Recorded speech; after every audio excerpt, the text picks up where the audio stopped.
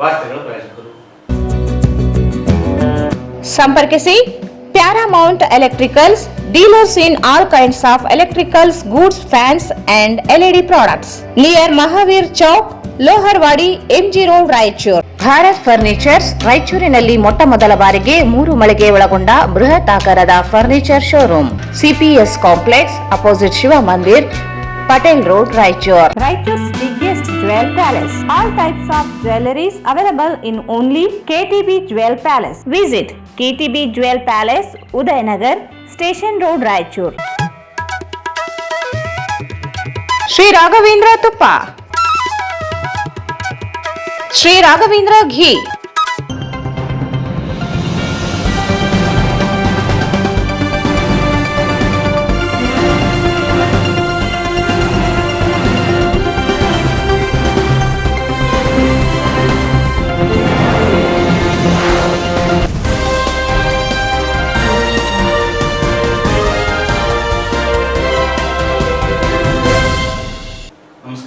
ಸ್ವಾಗತ. ಮೊದಲಿಗೆ ಮುಖ್ಯಾಂಶಗಳು. ತುಂಗಭದ್ರಾ ಎಡದಂಡೆ ಕಾಲುವೆ 2ನೇ ಬೆಳೆಗೆ ನೀರು ಹರಿಸಲು ಆಗ್ರಹಿಸಿ ನವೆಂಬರ್ 3ರಂದು ಬೆಂಗಳೂರಿನಲ್ಲಿ ಸರ್ವಪಕ್ಷಗಳ ನಿಯೋಗ. ಸರ್ಕಾರ ಸ್ಪಂದಿಸದಿದ್ದರೆ 4 ಜಿಲ್ಲೆಗಳಲ್ಲಿ ಹೋರಾಟ. ವೆಂಕಟರಾವ್ ನಾಡಗೌಡ. ನವೆಂಬರ್ 2ರಂದು ಸಜ್ಜಲಗುಡ್ಡದ ಪ್ರಸಾದ ನಿಲಯ ಅಮೃತ ಮಹೋತ್ಸವ. ಮಾತೃ ಹೃದಯ ಶರಣಮ್ಮ ಸ್ಮರಣೆ ಸಂಚಿಕೆ ಬಿಡುಗಡೆ. ಚಂದ್ರಶೇಖರ್ ಪಾಟೀಲ್, ಮಿರ್ಜಾಪುರ್. ಯಾದಗಿರಿಯಲ್ಲಿ ಶ್ರೀ ಮಹರ್ಷಿ ವಾಲ್ಮೀಕಿ ಪುತ್ಥಳಿ ಸ್ಥಾಪನೆ. ಆಡಳಿತ ವಿರೋಧ. ಅವಕಾಶ ನೀಡದಿದ್ದರೆ ಹೋರಾಟ. ವೆಂಕಟೇಶ್ ನಾಯಕ್. ಶಿಕ್ಷಕರ ನೇಮಕಾತಿಯಲ್ಲಿ ಸಂಗೀತ ಶಿಕ್ಷಕರ ನೇಮಕಾತಿ ಮಾಡಲಿ. ಸತ್ಯವತಿ ದೇಶಪಾಂಡೆ. ಮತ್ತು ಷೇರು ಮಾರುಕಟ್ಟೆಯಲ್ಲಿ ಹಣ ಹೂಡಿಕೆದಾರರಿಗೆ ಅನ್ಯಾಯ. ಜಾತಿ ನಿಂದಿಸಿ ಹಲ್ಲೆ ಮಾಡಿದವರನ್ನು ಬಂಧಿಸದ ಪೊಲೀಸರು. ರವಿ ಆರೋಪ. ತುಂಗಭದ್ರಾ ಎಡದಂಡೆ ಕಾಲುವೆ ಅಚ್ಚುಕಟ್ಟು ವ್ಯಾಪ್ತಿಯ ಜಮೀನುಗಳಿಗೆ 2ನೇ ಬೆಳೆಗೆ ನೀರು ಹರಿಸುವಂತೆ ಒತ್ತಾಯಿಸಿ ಜಿಲ್ಲೆಯ ಸಚಿವರು, ಶಾಸಕರು ಹಾಗೂ ಹೋರಾಟ ಸಮಿತಿಯ ನಿಯೋಗ ನವೆಂಬರ್ 3ರಂದು ಜಲಸಂಪನ್ಮೂಲ ಸಚಿವರ ಬಳಿ ತೆರಳಲು ಸರ್ವ ಪಕ್ಷಗಳ ಸಮಿತಿ ನಿರ್ಧರಿಸಿದೆ ಎಂದು ಮಾಜಿ ಸಚಿವ ವೆಂಕಟರಾವ್ ನಾಡಗೌಡ ಹೇಳಿದರು.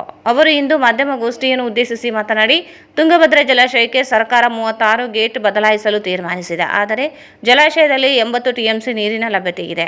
2ನೇ ಬೆಳೆಗೆ ನೀರು ಹರಿಸಲು ಅವಕಾಶವಿದೆ. ರಾಯಚೂರು, ಕೊಪ್ಪಳ, ಬಳ್ಳಾರಿ, ವಿಜಯನಗರ ಸೇರಿ ಎಲ್ಲ ಜಿಲ್ಲೆಗಳ ಅಚ್ಚುಕಟ್ಟು ಪ್ರದೇಶಕ್ಕೆ 2ನೇ ಬೆಳೆಗೆ ನೀರು ಹರಿಸುವ ಅವಕಾಶವಿದೆ. ಆದರೆ ಕೊಪ್ಪಳ ಉಸ್ತುವಾರಿ ಸಚಿವ ಹಾಗೂ ನೀರಾವರಿ ಸಲಹಾ ಸಮಿತಿ ಅಧ್ಯಕ್ಷ ಶಿವರಾಜ್ ತಂಗಡಗಿ ಅವರು ಈಗಾಗಲೇ 2ನೇ ಬೆಳೆಗೆ ನೀರು ಹರಿಸುವುದಿಲ್ಲ ಎಂದು ಪ್ರಕಟಿಸಿದ್ದಾರೆ. ಗೇಟ್ ಅಳವಡಿಕೆಗೆ 3.5 ತಿಂಗಳ ಕಾಲಾವಕಾಶ ಬೇಕೆಂದು ಗುತ್ತೇದಾರರು ಹೇಳುತ್ತಿದ್ದಾರೆ. ಸಚಿವರು 6 ತಿಂಗಳು ಬೇಕೆನ್ನುತ್ತಿದ್ದಾರೆ. ಗೇಟ್ ಅಳವಡಿಕೆ ಟೆಂಡರ್ ಷರತ್ತಿನಂತೆ ಅಕ್ಟೋಬರ್ 15ರೊಳಗೆ 14 ಗೇಟ್ ಅಳವಡಿಸಬೇಕಿತ್ತು. ಇಲ್ಲಿಯವರೆಗೆ 9 ಗೇಟ್ ಮಾತ್ರ ಅಳವಡಿಸಲು ಸಾಧ್ಯವಾಗಿದೆ. ಗುತ್ತೇದಾರರಿಗೆ ಸರಿಸುಮಾರು 10 ಕೋಟಿ ರೂಪಾಯಿ ಹಣ ಪಾವತಿಯಾಗದೇ ಇರುವುದರಿಂದ ಕಾಮಗಾರಿ ವೇಗ ಪಡೆದಿಲ್ಲ. ಆದರೆ ಈ ಕುರಿತು ನೀರಾವರಿ ತಜ್ಞ ಕನ್ಹಯ್ಯ ನಾಯ್ಡು ಬಳಿ ಹೋಗಿ ಭೇಟಿ ಮಾಡಿ ಬಂದಿದ್ದು ಅವರು 2ನೇ ಬೆಳೆಗೆ ನೀರು ಹರಿಸಬಹುದು ಎಂದು ಹೇಳಿದ್ದಾರೆ. ಸರ್ಕಾರ 2ನೇ ಬೆಳೆಗೆ ಬೇಕಾದ ನೀರಿನ ಲಭ್ಯತೆ ಇದ್ದು ನೀರು ಹರಿಸಲು ತೀರ್ಮಾನಿಸಬೇಕು. ಸರ್ಕಾರ ನಡೆಯಿಂದ ಅಚ್ಚುಕಟ್ಟು ವ್ಯಾಪ್ತಿಯ ರೈತರಿಗೆ ಕೋಟ್ಯಾಂತರ ಹಾನಿಯಾಗಿ ಆರ್ಥಿಕ ಸ್ಥಿತಿಗತಿ ಮೇಲೆ ಪರಿಣಾಮ ಬೀರುತ್ತಲಿದೆ. ಈ ಕುರಿತು ಸಿಂಧನೂರಿನಲ್ಲಿ ಗುರುವಾರ ಸರ್ವಪಕ್ಷದ ಸಭೆ ನಡೆಸಿ ನಿಯೋಗ ತೆರಳಲು ನಿರ್ಧರಿಸಲಾಗಿದೆ. ಜಿಲ್ಲೆಯ ಉಸ್ತುವಾರಿ ಸಚಿವರು ಸೇರಿದಂತೆ ಜಿಲ್ಲೆಯ ಎಲ್ಲ ಶಾಸಕರುಗಳು, ಹೋರಾಟಗಾರರು ಸರ್ಕಾರಕ್ಕೆ ಮನವರಿಕೆ ಮಾಡಲಾಗುತ್ತದೆ. ಸರ್ಕಾರ ನಡೆಯನ್ನು ಬದಲಿಸದೆ ಹೋದರೆ ನವೆಂಬರ್ 10ರೊಳಗೆ ನಿರ್ಧಾರ ಪ್ರಕಟಿಸದೇ ಇದ್ದರೆ 4 ಜಿಲ್ಲೆಗಳಲ್ಲಿ ಬಂದ್, ರಸ್ತೆ ತಡೆ ಸೇರಿ ತೀವ್ರ ಸ್ವರೂಪದ ಹೋರಾಟಕ್ಕೆ ಜಿಲ್ಲೆಯ ಜನರು ಮುಂದಾಗಬೇಕಾಗುತ್ತದೆ ಎಂದು ಎಚ್ಚರಿಸಿದರು. ಸರ್ಕಾರಕ್ಕೆ ಅಳವಡಿಕೆ ಕಾಲಾವಕಾಶ ದೊರಕುತ್ತದೆ. 2ನೇ ಬೆಳೆಗೆ ನೀರು ಹರಿಸುವುದಿಲ್ಲ ಎಂದು ಹೇಳಿರುವ ಹಿಂದಿನ ಉದ್ದೇಶ ಗೊತ್ತಿಲ್ಲ. ಸರ್ಕಾರ ನೀರಿನ ಭರವಸೆ ನೀಡಿದರೆ ಸಸಿ ಮಾಡಿ ಕೊಡುವ ನಾಟಿಗೆ ರೈತರಿಗೆ ಅನುಕೂಲವಾಗುತ್ತದೆ. 4 ಜಿಲ್ಲೆಗಳ ಆರ್ಥಿಕ ಸ್ಥಿತಿ, ರೈತರ ಬದುಕಿನ ಪ್ರಶ್ನೆಯನ್ನು ಸರ್ಕಾರ ಗಂಭೀರವಾಗಿ ಪರಿಗಣಿಸಬೇಕೆಂದರು. ತಜ್ಞ ಕನ್ಹಯ್ಯ ನಾಯ್ಡು ಅವರೇ ಹೇಳಿರುವಾಗ ಶಿವರಾಜ್ ತಂಗಡಗಿ ವಿರೋಧಿಸುವುದರಲ್ಲಿ ಅರ್ಥವಿಲ್ಲ. ಅವರೇ ತಜ್ಞರೇ ಎಂದು ಪ್ರಶ್ನಿಸಿದರು. ಸರ್ಕಾರ ಪ್ರಕಟಣೆಯನ್ನ ಮಾಡಿದೆ, ಸದನದಲ್ಲಿ ಕೂಡ ಮಾತನಾಡಿ. ಆದರೆ 2ನೇ ಬೆಳೆಗೆ ನೀರು ಕೊಡೋದಿಕ್ಕೆ ನೀರಿನ ಅಡಚಣೆ ಏನೂ ಇಲ್ಲ. 40-80 ಟಿಎಂಸಿ ನೀರು ಈಗ ಶೇಖರಣೆ ಇದೆ. ಅದರ ಜೊತೆಗೆ ಇನ್ಫ್ಲೋ ಕೂಡ ಬರ್ತಾ ಇದೆ. ಈ ಹಿನ್ನೆಲೆಯಲ್ಲಿ ನಾನು ಹೈದರಾಬಾದ್ಗೆ ಹೋಗಿ ಈ ಗೇಟ್ಗಳ ತಜ್ಞ ಏನಿದ್ದಾರೆ ಕನ್ಹಯ್ಯ ನಾಯ್ಡು ಅವರನ್ನ ಭೇಟಿ ಮಾಡಿ ಚರ್ಚೆ ಮಾಡಿ ಅವರು ಹೇಳ್ತಾ ಇರೋದು, ನಮಗೆ 100ರಿಂದ 3.5 ತಿಂಗಳ ಅವಧಿ ಕೊಟ್ರೆ ನಾವು ಎಲ್ಲಾ ಗೇಟ್ಗಳನ್ನು ಕೂಡಿಸ್ತೇವೆ. ಮಂತ್ರಿಗಳು ಹೇಳ್ತಾರೆ 6 ತಿಂಗಳ ಬೇಕು ಅಂತ. ನಮ್ಮ ಸಲಹಾ ಸಮಿತಿ ಅಧ್ಯಕ್ಷ ತಂಗಡಿಗೆಯವರು 6 ತಿಂಗಳ ಬೇಕು, ಅದ್ರ ಬಗ್ಗೆ ಮಾತೇ ಆಡಬೇಡ್ರಿ ಅಂತ. ಹಾಗಾಗಿ ಅಲ್ಲಿ ಹೋಗಿ ನಾವು ಮಾಹಿತಿಗಳನ್ನ ಸಂಗ್ರಹಣ ಮಾಡಿದ್ದೇವೆ. ಪರಿಸ್ಥಿತಿ ಏನಾಗಿದೆ ಅಂದ್ರೆ ಅಲ್ಲಿ ಗೇಟ್ಗೆ ಏನು ಟೆಂಡರ್ ಕರೆದಿದ್ದಾರೆ. ಅವರ ಇದ್ರ ಪ್ರಕಾರ 15/10/25 ಒಳಗೆ 14 ಗೇಟ್ಗಳು ರೆಡಿ ಆಗ್ಬೇಕಾಗಿದೆ. ಆದ್ರೆ ಈಗ ಅಲ್ಲೇ ರೆಡಿ ಆಗಿರೋದು 9 ಗೇಟ್ ಮಾತ್ರ. ಯಾಕೆ ಇದು ಅಂತ ಹೇಳಿ ನಾವು ಕಾಂಟ್ರಾಕ್ಟರ್ ಜೊತೆ ಮಾತನಾಡಿದ್ರೆ, ನಾವು ಈಗಾಗಲೇ 10 ಕೋಟಿ ಹಾಕಿ 3 ಬಿಲ್ಗಳನ್ನು ಸಬ್ಮಿಟ್ ಮಾಡಿದ್ರೆ 1 ನಯಾ ಪೈಸಾ ನಮ್ಗೆ ದುಡ್ಡು ಕೊಟ್ಟಿಲ್ಲ. ನಾವು ನಾಳೆಯಿಂದ ಕೆಲಸ ನಿಲ್ಲಿಸ್ತೀವಿ ಸರ್, ನಾವೇನ್ ಮಾಡಕ್ಕಾಗ್ತದೆ ಅನ್ನುವ ಸಂದೇಶ. ಇದನ್ನ ಕನ್ನಯ್ಯ ನಾಯ್ಡು ಅವರು ಬೋರ್ಡ್ ಚೇರ್ಮನ್ಗೆ ಪತ್ರ ಬರೆದರಲ್ಲಿ ಇದೆ. ಆದ್ರೆ ದುಡ್ಡು ಕೊಟ್ಟಿಲ್ಲ ಅನ್ನೋದಿಲ್ಲ, ಅವ್ರು ಬಂದಿದ್ದಾರೆ. 14 ಗೇಟ್ ಮೊದಲು 9 ಗೇಟ್ ಮಾತ್ರ ಆಗಿದ್ದಾರೆ. ಆ ಹಿನ್ನೆಲೆಯಲ್ಲಿ ನಿನ್ನೆ ದಿನ ನಾವು ಪಕ್ಷಾತೀತವಾಗಿ ಇದರಲ್ಲಿ ಯಾವ ರಾಜಕೀಯವನ್ನು ಬೆಳೆಸಬಾರದು ಅಂತ ಹೇಳಿ ಎಲ್ಲ ಶಾಸಕರಿಗೆ, ಕಾಂಗ್ರೆಸ್ಸಿನ ಶಾಸಕರು ಎಲ್ಲರಿಗೂ ಕೂಡ ಸಿಂಧನೂರಿನಲ್ಲಿ ಸಭೆಗೆ ಆಹ್ವಾನ ಮಾಡಿದ್ವಿ. ಅವರಿಗೆ ಕೆಲವು ಜನ ಎಲ್ಲರೂ ಕೂಡ ಬೆಂಗಳೂರಿನಲ್ಲಿ ಇದ್ದರಿಂದ ಅವರು ಯಾರು ಬರೋದಕ್ಕಾಗಲಿಲ್ಲ. ನಾವೆಲ್ಲರೂ ಕೂಡ ಈ 4 ಜಿಲ್ಲೆಯ ಮುಖಂಡರು ಎಲ್ಲರೂ ಕೂಡ ಚರ್ಚೆ ಮಾಡಿ ಒಂದು ತೀರ್ಮಾನವನ್ನು ನಾವು ಮಾಡಿದ್ವಿ. 3ನೇ ತಾರೀಕಿಗೆ ನಿಯೋಗ ರಾಯಚೂರು, ಕೊಪ್ಪಳ, ಬಳ್ಳಾರಿ, ವಿಜಯನಗರ ನಮ್ಮ ವ್ಯಾಪ್ತಿಗೆ ಬರತಕ್ಕಂಥದ್ದು ಎಲ್ಲಿ ಈ ನೀರಿನ ಅವಶ್ಯಕತೆ ಇದೆ ಆ ಜಿಲ್ಲೆಗಳು ಮಾಡಿ. ಆ ಜಿಲ್ಲೆಗಳ ಈಗ 3ನೇ ತಾರೀಕಿಗೆ ಬೆಂಗಳೂರಿಗೆ ಹೋಗಿ ನಿಯೋಗದಲ್ಲಿ ನೀರಾವರಿ ಮಂತ್ರಿಗಳನ್ನ ಭೇಟಿಯಾಗಿ ವಾಸ್ತವಾಂಶವನ್ನು ಅವರಿಗೆ ತಿಳಿಸಿ, ಅಲ್ಲಿ ಏನಾಗ್ತದೆ ಅಂದ್ರೆ ಏನೇ ನಿರ್ಧಾರ ತೆಗೆದುಕೊಂಡ್ರು ಕೂಡ 10 ಅಥವಾ 12ನೇ ತಾರೀಕಿನೊಳಗೆ ನಿರ್ಧಾರ ತೆಗೆದುಕೊಂಡ್ರೆ ಬಹಳ ಒಳ್ಳೆಯದು. ಯಾಕೆ ಅಂದ್ರೆ ಈಗ ನಿರ್ಣಯ ತೆಗೆದುಕೊಂಡ್ರೆ 2ನೇ ಬೆಳೆಗೆ ಸಸಿ ಹಾಕ್ತಾರೆ ರೈತರು. ಸಸಿ ಹಾಕಿದ್ರೆ ಈ ಸಾರಿ ನೀರು ಅರಳಿ ಬಂದಿದ್ರಿಂದ 1 ತಿಂಗಳ ಮುಂಚೆ ಕ್ರಾಪ್ ಬರ್ತಾ ಇದೆ. ನಾವು ಡಿಸೆಂಬರ್ ಕಟಾವು ಕೊಡ್ತಿದ್ದು, ಈಗ ನವೆಂಬರ್ನಾಗೆ ಕಟಾವು ಆಗ್ತದೆ. ನವೆಂಬರ್ನಾಗೆ ಕಟಾವು ಆಗೋದ್ರಿಂದ ನಮಗೆ ಬೆಳೆಗೆ ನೀರು ಕೊಡ್ತೀವಿ ಅಂದ್ರೆ ನವೆಂಬರ್ ಒಳಗಡೆ ನಾವು ಸಸಿ ಹಾಕೊಂಡು ಡಿಸೆಂಬರ್ದಲ್ಲಿ ಪ್ಲಾಂಟೇಶನ್ ಮಾಡಿದ್ರೆ ಮಾರ್ಚಿನ ಒಳಗೆ ಎಲ್ಲಾ ರೈತರು ಬೆಳೆ ಸೇರ್ತದೆ. 2ನೇ ಬೆಳೆ ಇವ್ರೇನಾದ್ರೂ 1 ತಿಂಗಳ ಎಳೆದು ಆಮೇಲೆ ಕೊಡ್ತೀವಿ ಅಂತಂದ್ರೆ ರೈತರು ಹಾಕೇ ಬಿಡ್ತಾರ. ಅವಾಗ ಮಾರ್ಚ್ ಅಲ್ಲ ಏಪ್ರಿಲ್ ಮೇ ನೀರು ಬೇಕು ಅಂತ ಕುದುರ್ತಾರೆ. ಅದು ಆಗಬಾರ್ದು ಅನ್ನೋದಾದ್ರೆ ತೀರ್ಮಾನ ಮಾಡ್ಬೇಕು. ಅಲ್ಲೇ ಈಗಾಗಲೇ 80 TMC ನೀರು ಐತೆ, ಇನ್ಫ್ಲೋ ಇದೆ. ಇನ್ನೂ ಕೂಡ ಡಿಸೆಂಬರ್ ಎಂಡಿನವರೆಗೆ ಇನ್ಫ್ಲೋ ಬರ್ತಕ್ಕಂಥ ಅವಕಾಶಗಳಿದ್ದಾವೆ. ಅಂತ ಪರಿಸ್ಥಿತಿ ಬಂದ್ರೆ ಪ್ರತಿ ಸಾರಿ ನಾವು ನೀರು ತರ್ತೀವಿ ಭದ್ರಾದಿಂದ. ಈ ತೀರ್ಮಾನ ಮಾಡಿದ್ದಾರೆ. ಅವ್ರು ಏನ್ ಹೇಳ್ತಾರೆ ಅಂದ್ರೆ ಎರಡು ಗುಂಪುಗಳನ್ನ ಮಾಡ್ತೀವಿ. ಒಂದು ಬಲಗಡೆಯಿಂದ ಪ್ರಾರಂಭ ಮಾಡ್ತೀವಿ, ಎಡಗಡೆಯಿಂದ ಪ್ರಾರಂಭ ಮಾಡಿದ್ರೆ ನಾವು 3 ತಿಂಗಳಲ್ಲಿ ಎಲ್ಲ ಫಿನಿಶ್ ಮಾಡಿಕೊಡ್ತೇವೆ ಅನ್ನೋದು ಇದೆ. ಹಾಗಾಗಿ ಅನವಶ್ಯಕವಾಗಿ ನೀರಿದ್ದು ಈ ಗೇಟ್ ಕುಂದಿಸಕ್ಕೆ ಅವಕಾಶಗಳು ಇದ್ದು 2ನೇ ಬೆಳೆಗೆ ನೀರು ಕೊಡೋದಿಲ್ಲ ಅಂತಂದ್ರೆ ಇದು ಯಾವ ನ್ಯಾಯ? ಅದಕ್ಕೆ ನಾವು ಸರ್ಕಾರಕ್ಕೆ ಒತ್ತಾಯ ಮಾಡಬೇಕು ಅಂತ ಹೇಳಿ ಉದ್ದೇಶದಿಂದ 3ನೇ ತಾರೀಕಿಗೆ ಅವರು ಏನಾದರೂ ಸರ್ಕಾರ ನಮ್ಮ ಸಲಹೆಗಳಿಗೆ ಸ್ಪಂದಿಸಿ 2ನೇ ಬೆಳೆಗೆ ನೀರು ಕೊಡ್ತೀನಿ ಅಂದ್ರೆ ಬಹಳ ಸಂತೋಷ. ಒಂದು ವೇಳೆ ಅವರು ಕೊಡದೇ ಇಲ್ಲ ಅಂತಕ್ಕಂಥ ತಮ್ಮದೇ ಆದ ನಿರ್ಧಾರಕ್ಕೆ ಕಟಿಬದ್ಧರಾಗಿ ನಿಂತರೆ 5ನೇ ತಾರೀಕಿನಿಂದ ಈ ಜಿಲ್ಲೆಗಳಲ್ಲಿ ಎಲ್ಲಾ ಜಿಲ್ಲೆಗಳಲ್ಲೂ ಹೋರಾಟವನ್ನು ಪ್ರಾರಂಭ ಮಾಡ್ತೇವೆ. 5ನೇ ತಾರೀಕಿಗೆ ನಮ್ಮ ಸಿಂಧನೂರಿನಲ್ಲೇ ಮೊದಲ ಹೋರಾಟವನ್ನು ಪ್ರಾರಂಭ ಮಾಡ್ತೇವೆ. ಸಿಂಧನೂರು ಬಂದಿಗೆ ಕರೆ ಕೊಡ್ತೇವೆ, ರಸ್ತೆಗಳನ್ನು ತಡಿತೇವೆ, ದೀರ್ಘವಾದ ಹೋರಾಟಗಳನ್ನ ಮಾಡ್ತೇವೆ. ಎಲ್ಲ ತಾಲೂಕುಗಳಲ್ಲಿ ಹೋರಾಟಕ್ಕೆ ಕರೆ ಕೊಡ್ತೇವೆ, ಎಲ್ಲ ಜಿಲ್ಲೆಗಳಲ್ಲಿ ಹೋರಾಟಕ್ಕೆ ಕರೆ ಕೊಡ್ತೇವೆ. ಹಾಗಾಗಿ ಇದನ್ನ ಅರ್ಥ ಮಾಡ್ಕೋಬೇಕು. ನಾವು 3ನೇ ತಾರೀಕಿಗೆ ಬರ್ತೀವಿ ಅಂತ ಹೇಳಿ ಎಲ್ಲ ಶಾಸಕರಿಗೆ ಮತ್ತು ನಮ್ಮ ಜಿಲ್ಲೆಯವರೇ ಆದ ನಮ್ಮ ಬೋಸರಾಜ್ ಅವರು ಮಾತನಾಡಿದ್ದೇವೆ. ಬೋಸರಾಜ್ ಅವರು ಇರ್ತೇವೆ ನಾವು ಬರ್ರಿ ಅಂತ ಹೇಳಿದ್ದಾರೆ. ಅವರೆಲ್ಲರೂ ಕೂಡ ನಾವು ವಿನಂತಿ ಮಾಡ್ತೇನೆ, ಆಡಳಿತ ಪಕ್ಷದ ಎಲ್ಲ ಶಾಸಕರು ಮಂತ್ರಿಗಳು ನಮ್ಮನ್ನ ಕರ್ಕೊಂಡು ಹೋಗಿ ನಿಯೋಗದ ಜೊತೆಗೆ ಸಂಬಂಧಪಟ್ಟ ಮಂತ್ರಿಗಳ ಜೊತೆ ಚರ್ಚೆ ಮಾಡಿ ಇದಕ್ಕೆ ಒಂದು ಸಕಾರಾತ್ಮಕವಾದ ಪ್ರಕ್ರಿಯೆ ಪ್ರಾರಂಭ ಮಾಡಿ ನೀರು ಕೊಡೋದಕ್ಕೆ. ಈ ಸಂದರ್ಭದಲ್ಲಿ ಮಾಜಿ ಸಂಸದ ಕೆ ವಿರೂಪಾಕ್ಷ, ಬಿ ನಾಯಕ್, ಶಾಸಕ ಡಾಕ್ಟರ್ ಶಿವರಾಜ್ ಪಾಟೀಲ್, ಮಾಜಿ ಶಾಸಕ ರಾಜ ವೆಂಕಟಪ್ಪ ನಾಯಕ್, ಗಂಗಾಧರ ನಾಯಕ್, ಪ್ರತಾಪ್ ಗೌಡ ಪಾಟೀಲ್, ಬಸನಗೌಡ ಬ್ಯಾಗವಟ್, ಕೆ ಕರಿಯಪ್ಪ, ನಾಗನಗೌಡ ಹರವಿ, ಪ್ರಭಾಕರ್ ಪಾಟೀಲ್ ಇಂಗಳದಾಳ ಸೇರಿದಂತೆ ಅನೇಕರಿದ್ದರು. ಸುಕ್ಷೇತ್ರ ಸಜ್ಜಲಗುಡ್ಡ ಶ್ರೀಮಠದ ಉಚಿತ ಪ್ರಸಾದ ನಿಲಯ ಅಮೃತ ಮಹೋತ್ಸವದ ಅಂಗವಾಗಿ ಮಾತೃ ಹೃದಯಿ ಶರಣಮ್ಮ ಅವರ ಸ್ಮರಣೀಯ ಸಂಚಿಕೆ ಲೋಕಾರ್ಪಣೆ ಹಾಗೂ ಶ್ರೀ ಸಂಗಮೇಶ್ವರ ಲಿಂಗ ಸ್ಥಾಪನೆಯ ಶತಸಂವತ್ಸರದ ನಿಮಿತ್ತ ಕಾರ್ತಿಕ ಲಕ್ಷ ದೀಪೋತ್ಸವ ಕಾರ್ಯಕ್ರಮವನ್ನು ನವೆಂಬರ್ 2ರಂದು ರವಿವಾರ ಬೆಳಗ್ಗೆ 10 ಗಂಟೆಗೆ ಸುಕ್ಷೇತ್ರ ಸಜ್ಜಲಗುಡ್ಡ ಶರಣಮ್ಮ ತಾಯಿಯವರ ಶ್ರೀಮಠದಲ್ಲಿ ನಡೆಯಲಿದೆ ಎಂದು ಅಖಿಲ ಕರ್ನಾಟಕ ವೀರಶೈವ ಮಹಾಸಭಾ ಜಿಲ್ಲಾಧ್ಯಕ್ಷ ಚಂದ್ರಶೇಖರ್ ಮಿರ್ಜಾಪುರ್ ಹೇಳಿದರು. ಅವರು ಇಂದು ಮಾಧ್ಯಮಗೋಷ್ಠಿಯನ್ನು ಉದ್ದೇಶಿಸಿ ಮಾತನಾಡಿ, ಕಾರ್ಯಕ್ರಮದ ಸಾನ್ನಿಧ್ಯವನ್ನು ಆಳಂದ ನಂದಲವಾಡಗಿ ಜಾಲವಾದಿ ಹಿರೇಮಠದ ಮಹಾಂತಲಿಂಗ ಶಿವಾಚಾರ್ಯ ಮಹಾಸ್ವಾಮಿಗಳು ಹಾಗೂ ಅಧ್ಯಕ್ಷತೆಯನ್ನು ಶಿವಗಂಗಾ ಮಠದ ಮಲಯ ಶಾಂತ ಮುನಿರಾಜ್ ದೇಶಿಕೇಂದ್ರ ಶಿವಾಚಾರ್ಯ ಮಹಾಸ್ವಾಮಿಗಳು ವಹಿಸಲಿದ್ದಾರೆ ಎಂದರು.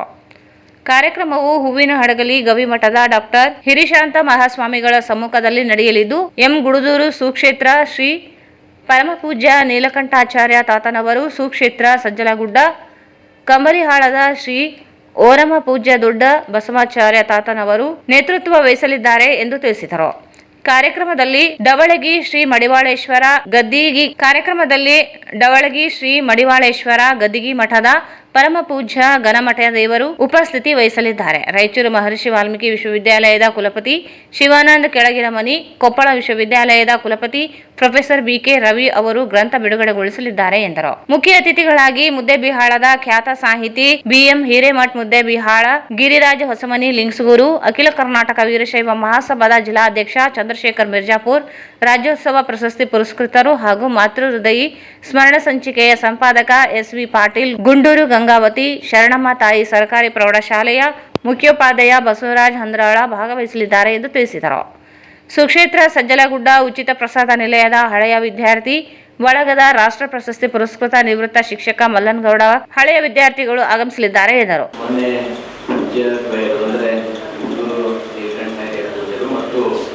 ಸಜ್ಜಲಗುಡ್ಡದ ಬಸವಾರಿ ತಾತನವರು, ದೊಡ್ಡ ಬಸವಾರಿ ತಾತನವರು ಬಂದು ರಾಯಚೂರಿಗೆ ಭೇಟಿ ಕೊಟ್ಟಾಗ ಈಗಾಗಲೇ ಒಂದು ವರ್ಷ ಪೂರ್ವ ನಿಯೋಜಿತ ಕಾರ್ಯಕ್ರಮ ಏನಿದೆ, ಸಜ್ಜಲಶ್ರೀ ಉಚಿತ ಪ್ರಸಾದ ನಿಲಯ ಹಳೆಯ ವಿದ್ಯಾರ್ಥಿಗಳ ಬಳಗ ಮತ್ತು ಭಕ್ತರಿಂದ ಮತ್ತು ಶ್ರೀಮಠದಿಂದ ಆಯೋಜಿಸಲಾಗಿರ್ತಕ್ಕಂಥ ಈ ಒಂದು ಕಾರ್ಯಕ್ರಮ ಏನು ಆವತ್ತಿನ ದಿವಸ ನವೆಂಬರ್ 2ರಂದು ಆ ಸುಕ್ಷೇತ್ರ ಸಜ್ಜಲಗುಡ್ಡದಲ್ಲಿ ಮಾತೃ ಹೃದಯಿ ಸ್ಮರಣ ಸಂಚಿಕೆ ಬಿಡುಗಡೆ ಹಾಗೂ ಕಾರ್ತಿಕ ಲಕ್ಷ ದೀಪೋತ್ಸವ ಕಾರ್ಯಕ್ರಮವನ್ನ ಹಮ್ಮಿಕೊಳ್ಳಲಾಗಿದೆ. ಏನು ಶ್ರೀಮಠದಲ್ಲಿ ಸಜ್ಜಲಗುಡ್ಡದಲ್ಲಿ ಇರ್ಬೋದು, ಕಂಬಳಿಹಾಳದಲ್ಲಿ ಇರ್ಬೋದು ಮತ್ತು ಕೊಪ್ಪಳ ಜಿಲ್ಲೆಯ ಗುಂಡೂರು ಮಠದಲ್ಲಿ ಇರ್ಬೋದು, ಏನೇ ಕಾರ್ಯಕ್ರಮಗಳಾದರೂ ಕೂಡ ಅತ್ಯಂತ ಸರಳವಾಗಿ, ಅಚ್ಚುಕಟ್ಟಾಗಿ ಮತ್ತು ಶಿಸ್ತಿನಿಂದ ನಡೆಸತಕ್ಕಂಥ ಕೆಲಸ ಆಗ್ತಾ ಇದೆ. ಪ್ರತಿ ವರ್ಷ ಕೂಡ ಅಲ್ಲಿ ಮಠದಲ್ಲಿ ಸಮಾಜಮುಖಿ ಕೆಲಸಗಳು, ಉಚಿತ ನೇತ್ರ ಚಿಕಿತ್ಸೆ ಇರಬಹುದು, ಆರೋಗ್ಯ ಒಂದು ಏನು ಆರೋಗ್ಯದ ಬಗ್ಗೆ ತಿಳುವಳಿಕೆ ಕೊಡೋದಾಗಿರ್ಬೋದು, ಉಚಿತ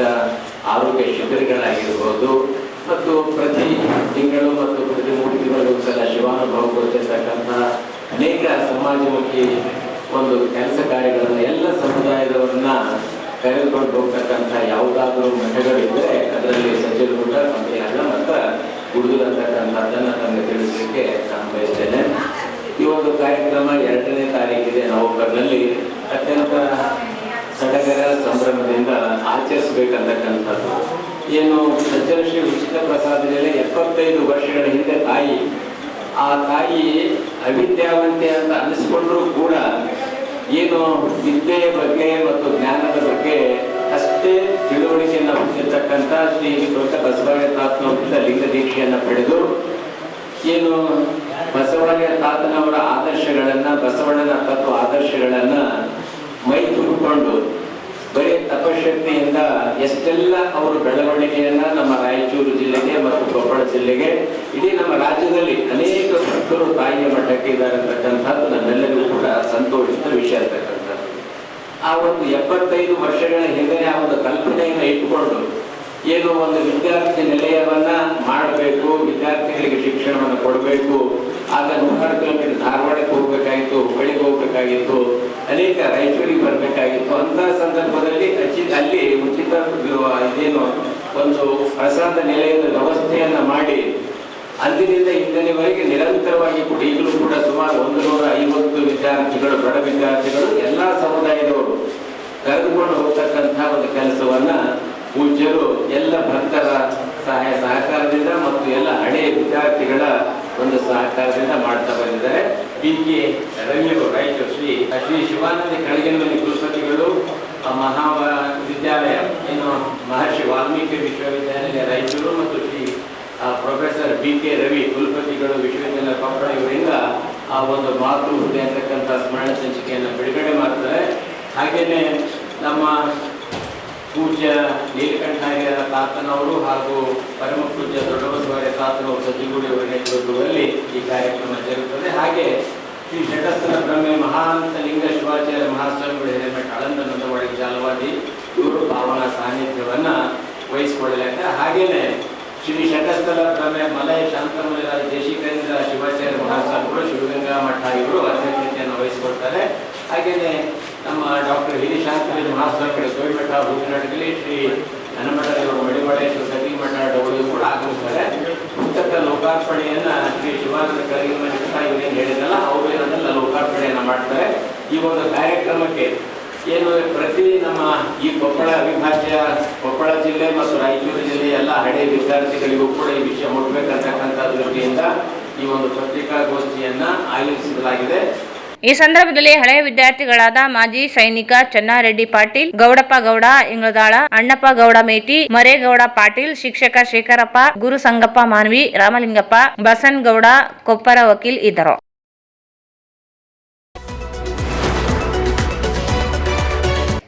ಯಾದಗಿರಿಯಲ್ಲಿ ಶ್ರೀ ಮಹರ್ಷಿ ವಾಲ್ಮೀಕಿಯವರ ಪುತ್ಥಳಿ ಅಳವಡಿಸಲು ಅನಗತ್ಯ ಕಿರುಕುಳ ನಿಲ್ಲಿಸದೇ ಇದ್ದರೆ ಅಖಿಲಾಂಡ ಶ್ರೀ ಮಹರ್ಷಿ ವಾಲ್ಮೀಕಿ ನಾಯಕ ಸಮಿತಿಯಿಂದ ತೀವ್ರ ಸ್ವರೂಪದ ಹೋರಾಟ ನಡೆಸಬೇಕಾಗುತ್ತದೆ ಎಂದು ಸಮಿತಿ ಅಧ್ಯಕ್ಷ ವೆಂಕಟೇಶ್ ನಾಯಕ್ ಅಸ್ಕಿಹಾಳ ಎಚ್ಚರಿಸಿದರು. ಅವರು ಇಂದು ಮಾಧ್ಯಮಗೋಷ್ಠಿಯನ್ನು ಉದ್ದೇಶಿಸಿ ಮಾತನಾಡಿ, ಕಳೆದ 20 ವರ್ಷಗಳ ಹಿಂದೆಯೇ ಶ್ರೀ ಮಹರ್ಷಿ ವಾಲ್ಮೀಕಿ ವೃತ್ತದಲ್ಲಿ ನಾಮಫಲಕ ಅಳವಡಿಸಲಾಗಿತ್ತು. ಯಾದಗಿರಿ ನಗರಸಭೆಯಿಂದಲೇ ಮೂರ್ತಿ ಸ್ಥಾಪಿಸಲು ಟೆಂಡರ್ ಕರೆಯಲಾಗಿದೆ. ಕಾಮಗಾರಿ ಪ್ರಾರಂಭಿಸಿದಾಗ ಅಧಿಕಾರಿಗಳು ಅಡ್ಡಿಪಡಿಸುತ್ತಿದ್ದು, ಕಾಣದ ಕೈಗಳು ಕೆಲಸ ಮಾಡುತ್ತಿವೆ. ಜಿಲ್ಲಾಧಿಕಾರಿಗಳು, ನಗರಸಭೆ ಪೌರಾಯುಕ್ತರು, ಉಸ್ತುವಾರಿ ಸಚಿವರು, ಶಾಸಕರುಗಳು ವಾಲ್ಮೀಕಿ ಪುತ್ಥಳಿ ಸ್ಥಾಪನೆ ಸಹಕರಿಸಬೇಕು. ಇಲ್ಲದೆ ಹೋದಲ್ಲಿ ಸಮುದಾಯದ 1 ಲಕ್ಷ ಜನ ಸೇರಿ ಬೃಹತ್ ಹೋರಾಟ ನಡೆಸಬೇಕಾಗುತ್ತದೆ ಎಂದರು. ಈ ಕುರಿತು ಅನೇಕ ಬಾರಿ ಮನವಿ ನೀಡಿದ್ದರೂ ಅಧಿಕಾರಿಗಳು ದುರುದ್ದೇಶಪೂರ್ವಕವಾಗಿ ಪರವಾನಗಿ ಪಡೆದಿಲ್ಲ ಎಂದೆಲ್ಲ ಹೇಳಿ ತೆರವುಗೊಳಿಸುವುದಾಗಿ ಹೇಳುತ್ತಿದ್ದಾರೆ. ಹಾಗಾದರೆ ಎಲ್ಲ ಮೂರ್ತಿಗಳ ಸ್ಥಾಪನೆಗೂ ಪರವಾನಗಿ ನೀಡಲಾಗಿದೆಯೇ ಎಂದು ಪ್ರಶ್ನಿಸಿದರು. ಕೂಡಲೇ ಸರ್ಕಾರ ಗೊಂದಲ ನಿವಾರಿಸಿ ಪುತ್ಥಳಿ ಸ್ಥಾಪನೆಗೆ ಅವಕಾಶ ನೀಡಬೇಕೆಂದರು. ಅಖಿಲಾಂಡ ಮಹರ್ಷಿ ವಾಲ್ಮೀಕಿ ಸಂಘವನ್ನು ವಿಭಾಗದ ಮಟ್ಟದಲ್ಲಿ ಕಾರ್ಯವ್ಯಾಪ್ತಿ ತಗೊಂಡು ನಿನ್ನೆ ನಮಗೆ ಆ ಒಂದು ಅಥಾರಿಟಿಗಳಾಗಿ ನೋಂದಣಿ ಅಧಿಕಾರಿಗಳಿಂದ ನಮಗೆ ರಿಜಿಸ್ಟ್ರೇಷನ್ ಮಾಡಿರುವ ಇಷ್ಟು ದಿನ ಕೆಲವರು ಹೇಳ್ತಾ ಇದ್ರು, ಅದಕ್ಕೆ ನಾವು ರಿಜಿಸ್ಟ್ರೇಷನ್ ಮಾಡಿರುವ ಸಂಘವನ್ನು ನೋಂದಾಯಿಸಲಿಕ್ಕೆ ಅಧಿಕಾರ ಕೊಟ್ಟಿರ್ತಕ್ಕಂಥ ಈ ಸರ್ಟಿಫಿಕೇಟ್ ತಗೊಂಡು ಒಂದು 24 ತಾಸಿನೊಳಗೆ ನಮಗೆ ಒಂದು ಗುರಿ ಏನಂತಂದ್ರೆ ಯಾದಗಿರಿ ಜಿಲ್ಲೆ ಸಮಸ್ಯೆಯನ್ನು ಎತ್ತಿಕೊಂಡು ಇದನ್ನ ಪ್ರಸ್ತಾವನೆ ಸಮಾಜಕ್ಕೆ ತಿಳಿಸುವಂತ ಕೆಲಸ ಏನಾಗುತ್ತಂದ್ರೆ ಈ ಸಂಘ ವ್ಯಾಪ್ತಿ ಇಡೀ 7 ಜಿಲ್ಲೆಯಲ್ಲಿ ಕಾರ್ಯವ್ಯಾಪ್ತಿ ಇರುತ್ತದೆ. ಹಾಗೂ ನಾವು ವಿಭಾಗದ ಅಧ್ಯಕ್ಷ ಆದ್ಮೇಲೆ ಪ್ರತಿ ಜಿಲ್ಲೆಯಲ್ಲಿ ಸ್ವಯಂ ಘೋಷಿತ ಅಧ್ಯಕ್ಷರನ್ನು ಯಾವ ಜಿಲ್ಲೆಯಲ್ಲಿ ಮಾಡಲ್ಲ. ಆ ಜಿಲ್ಲೆಗೆ ಹೋಗಿ ಪ್ರೆಸ್ ಮೀಟ್ ಮಾಡಿ ಎಲ್ಲರನ್ನು ವಿಶ್ವಾಸ ತಗೊಂಡು ಜಿಲ್ಲಾಧ್ಯಕ್ಷರನ್ನು ಆಯ್ಕೆ ಮಾಡೋದು ಒಂದು ಗುರಿ. ತದಾದ ನಂತರ ಅಲ್ಲೇ ಒಂದು ದಿವಸ ಇಟ್ಕೊಂಡು ಮತ್ತೆ ತಾಲೂಕು ಮಟ್ಟದಲ್ಲಿ ಇಡೀ ಜಿಲ್ಲೆಯಲ್ಲಿ ಎಷ್ಟು ತಾಲೂಕರು 10 ಜಿಲ್ಲೆ ತಿರುಗಾಡಿ ಸಂಘವನ್ನು ಒಂದು ಸದೃಢಗೊಳಿಸಲಿಕ್ಕೆ ಒಂದು ಗುರಿ. ಇವೆಲ್ಲವನ್ನು ಅದರ ಜೊತೆಗೆ ನಾವು ನಿನ್ನೆ ಏನಾಗುತ್ತಂದ್ರೆ ಯಾದಗಿರಿ ಜಿಲ್ಲೆಯಲ್ಲಿ ಸುಮಾರು 20 ವರ್ಷಗಳಿಂದ ನಾವು ನಾಮಫಲಕವಾಗಿ ಸರ್ಕಲ್ಗಳು ಮಾಡಿ ಅಲ್ಲಿಂದ ಇಲ್ಲಿವರೆಗೆ ಮತ್ತು ಮುನ್ಸಿಪಾಲಿಟಿಯಲ್ಲಿನೂ ಕೂಡ ಮೂರ್ತಿ ವಿಗ್ರಹವನ್ನು ಟೆಂಡರ್ ಮಾಡಿ ಮೂರ್ತಿಯನ್ನು ತಂದಿದ್ದಾರೆ. ಎಲ್ಲವನ್ನು ತಂದು ಉದ್ದೇಶಪೂರ್ವಕವಾಗಿ ಅಲ್ಲಿ ಕಟ್ಟಡ ಕಾಮಗಾರಿಗಳನ್ನು ಪ್ರಾರಂಭ ಮಾಡಿರೋದ್ರಿಂದ ಅಲ್ಲಿ ನಗರಸಭಾ ಆಯುಕ್ತರು ಕಾಣದ ಕಣ್ಣುಗಳು ಇರ್ತಕ್ಕಂಥ ರಾಜಕೀಯ ವ್ಯಕ್ತಿಗಳ ಮಾತ್ರದಿಂದ ದಿನನಿತ್ಯ ಕಿರಿಕೋಳ ನೀಡ್ತಿರುವ ಆಯುಕ್ತರಿರ್ಬೋದು ಮತ್ತು ಸಂಬಂಧಪಟ್ಟ ಅಧಿಕಾರಿಗಳಿರ್ಬೋದು ದಯವಿಟ್ಟು ಇದೇನು ನಾವು ಸುಮ್ಮನೆ ಕೂರಿಸೋದು ಒಂದು ಜಾಗ ಅಲ್ಲ. ಆ ತಾಲೂಕಾ ಜಿಲ್ಲೆ ನಗರದಲ್ಲಿರ್ತಕ್ಕಂಥ ಒಂದು ಸರ್ಕಲ್ ಪ್ರತಿಯೊಂದು ವರ್ಗಕ್ಕೆ ಅವರವರ ಇದರಿಂದ ಮಾಡಿಕೊಂಡಿದ್ದೀವಿ. ಕಾನೂನು ಬೇರೆ ರೀತಿಯೇ ಇದೆ, ಆದ್ರೂ ಕೂಡ ಸರ್ಕಾರ ಸಮಾಜಗಳು ಅನುಗುಣವಾಗಿ ಆಯಾ ಸರ್ಕಾರಗಳಲ್ಲಿ ಆಯಾ ಧರ್ಮದ ಗುರುಗಳನ್ನು ಕೂಡಿಸಿಕೊಂಡಿದ್ದಾರೆ. ಇದನ್ನು ಇವತ್ತು ಹೊಸದಾಗಿ ಹೋಗಿ ನಾವು ಯಾದಗಿರಿ ಜಿಲ್ಲೆಯಲ್ಲಿ ಸರ್ಕಲ್ ನಲ್ಲಿ ಮೂರ್ತಿಯನ್ನು ಕೂಡಿಸಕ್ ಹೋಗಿಲ್ಲ. ಅಂದ್ರೆ ಆಯುಕ್ತರು ಪದೇ ಪದೇ ನಿಲ್ಲಿಸ್ಬೇಕು, ತೆರವುಗೊಳಿಸ್ಬೇಕು ಅನ್ನೋದು ಪದ ಏನು ಹಂಗಾದ್ರೆ ನೀವ್ ಯಾಕೆ ತಂದ್ರಿ ಮೂರ್ತಿಯನ್ನ? ನೀವ್ ಯಾಕೆ ರೆಗ್ಯುಲೇಷನ್ ಪಾಸ್ ಮಾಡಿದ್ರಿ? ಯಾಕೆ ಮೂರ್ತಿ ತಂದು ಬೇರೆದಲ್ಲಿ ಮಾಡ್ಬೇಕು ಅನ್ನೋ ಉದ್ದೇಶ ಅವತ್ತೇ ಹೇಳ್ಬೋದಿತ್ತಲ್ಲ. ಅದಕ್ಕಾಗಿ ದಯವಿಟ್ಟು ಸೀರಿಯಸ್ ಆಗಿ ಹೇಳ್ತೀವಿ. ನಗರಸಭಾ ಆಯುಕ್ತರಿರ್ಬೋದು, ಮಾನ್ಯ ಯಾದಗಿರಿ ಜಿಲ್ಲೆಯ ಜಿಲ್ಲಾಧಿಕಾರಿಗಳು ಸಾಹೇಬ್ ಇರ್ಬೋದು, ಸಂಬಂಧಪಟ್ಟ ನಗರಸಭಾ ಅಧ್ಯಕ್ಷರಾಗಿರ್ಬೋದು, ಸಂಬಂಧಪಟ್ಟ ತಾಲೂಕಿನ ಶಾಸಕರಾಗಿರ್ಬೋದು, ಸಂಬಂಧಪಟ್ಟ ಜಿಲ್ಲಾ ಉಸ್ತುವಾರಿ ಸಚಿವರು ದಯವಿಟ್ಟು ಇವ್ರನ್ನ ಮನವಿ ಮಾಡಿಕೊಳ್ತಾನೆ ಇಷ್ಟೇ. ನೀವು ಸರಿಯಾದ ರೀತಿಯ ಸರ್ವದ ಜನಾಂಗದವರಿಗೆ ಏನು ಮೀಸಲಿಟ್ಟು ಕೊಟ್ಟಿದ್ದೀರಲ್ಲ ಅದನ್ನ ಮಾಡ್ತೀವಿ ಹೊರತು ಎಲ್ಲಾ ರೀತಿ ನಮ್ಮ ಸಂಘ ಸಂಸ್ಥೆಗಳು ಕಾನೂನುವಾಗಿ ನಿಮಗೆ ನೋಟಿಸ್ ಕೊಟ್ಟಿದ್ದಾರೆ, ಕಾನೂನುವಾಗಿ ಆದಾಯ ಚಟ್ ತಗೊಂಡಿದ್ದಾರೆ, ಎಲ್ಲವನ್ನೂ ತಗೊಂಡಿದ್ದಾರೆ. ಅಂದ್ರೆ ಮನುಷ್ಯರು ಅನುಮೋದನೆ ಕೊಟ್ಟಿರ್ಬೋದು, ಅದು ಓಕೆ. ಅದನ್ನು ಬಿಟ್ಟು ಮಾತಿಗೆ ತೆಗಿ ಅಂತ ಏನಾದ್ರು ಹೇಳಿದ್ದೆ ಆದ್ರೆ ಆಯುಕ್ತರು ನಗರಸಭೆಯಲ್ಲಿ ಯಾದಗಿರವರು ನೀವು ಒಂದು ವೇಳೆ ಇದೇ ರೀತಿಯಾದ್ರೆ ಈಗಾಗಲೇ ಸಮಾಜ ಕಲ್ಯಾಣ ಗುರಿಯಾಗಿದೆ. ಈಗ ಸುರಜಾತಿ ವಿಷಯದಲ್ಲಿ ಅಲ್ಲೇ ತಾಂಡವಾಡುತ್ತದೆ, ಅವರೊಂದು ಹೋರಾಟ ಮಾಡೋದು ಇವರೊಂದು ಹೋರಾಟ ಮಾಡೋದು ಅಂತೇಳಿ ಕೆಲವು ವರ್ಗಗಳಿಂದ ನಮ್ಮದೇ ವೈಷಮ್ಯ ನಡೀತಾ ಇದೆ. ಅದ್ರ ಜೊತೆಗೆ SC ST ಕೂಡ ಬೇರೆಯವರು ಸೇರಿಸಂತ ಅದನ್ನು ನಡೀತಾ ಇದೆ. ಮತ್ತು ಮಾಜಿ ಲೋಕಸಭಾ ಸದಸ್ಯರು ರಮೇಶ್ ಕತ್ತಿ ಸಾಹೇಬರು ಕೂಡ ಅವರೊಂದು ದೃಷ್ಟಿ ಇಂತಹ ಸಂದರ್ಭದಲ್ಲಿ ಮತ್ತೆ ಯಾದಗಿರಿ ಜಿಲ್ಲೆಯಲ್ಲಿ ನೀವು ಮೂರ್ತಿ ಕೂರಿಸಬಾರ್ದು, ತೆರವುಗೊಳಿಸಬೇಕು, ಇನ್ನೊಂದಲ್ಲಿ ಮೀಸಲು ಇರಬಹುದು ಅಂತಂದ್ರೆ ನಾವು ದಯವಿಟ್ಟು ಹೇಳಲಿಕ್ಕೆ ಬರ್ತೀವಿ ಸರ್ಕಾರಕ್ಕಾಗ್ಲಿ ನಾವು ಅಲ್ಲಿ ಸಂಬಂಧಪಟ್ಟ ಅಧಿಕಾರಿಗಳಿಗೆ ಇದನ್ನು ಏನಾದ್ರೂ ನೀವು ತೆರವುಗೊಳಿಸಿ ಏನಾದ್ರೂ ನೀವು ಕಾನೂನು ಪಾಲಿಸಲಿಕ್ಕೆ ನೀವು ಇಡ್ತಾ ಹೋದ್ರೆ ನಾವು ಕೂಡ ಕಾನೂನು ಮೆಟ್ಟಿಲಿರಲಿಕ್ಕೆ ಕೂಡ ಈಗಾಗಲೇ ನಮ್ಮ ಸಂಘದ ಅಧ್ಯಕ್ಷರು ಆಯುಕ್ತರಿಗೆ ತಿಳಿಸಿದ್ದಾರೆ. ನೋಡಿ ಸರ್, ನಾವೇನು ಸುಮ್ಮನೆ ಅಲ್ಲಿ ಕಟ್ಟಡ ಕಟ್ತಾ ಇಲ್ಲ, ಕಟ್ಟಡ ಕಟ್ಟಕ್ಕೆ ನೀವು ಫಸ್ಟ್ ಪುನರ್ದಾಖಲಿಕೆ ಯಾಕೆ ನಿಲ್ಲಿಸಿಲ್ಲ? ಈಗಾಗಲೇ 90% ಕಾಮಗಾರಿಕೆ ಪ್ರಾರಂಭವಾಗಿದೆ. ಸುಮ್ಮನಿದ್ದು ರೆಗ್ಯುಲೇಷನ್ ಪಾಸ್ ಮಾಡಿ ಸಂಬಂಧಪಟ್ಟವರಿಗೆ ಮೊದಲೇ ನಾವು ಸಂಘದಿಂದ ಲೆಟರ್ ಕೊಟ್ಟು ಪದೇ ಲೆಟರ್ ಕೊಟ್ಟಾಗ ನೀವು ಯಾಕೆ ನೀನು ಕೊಡಲಿಲ್ಲ?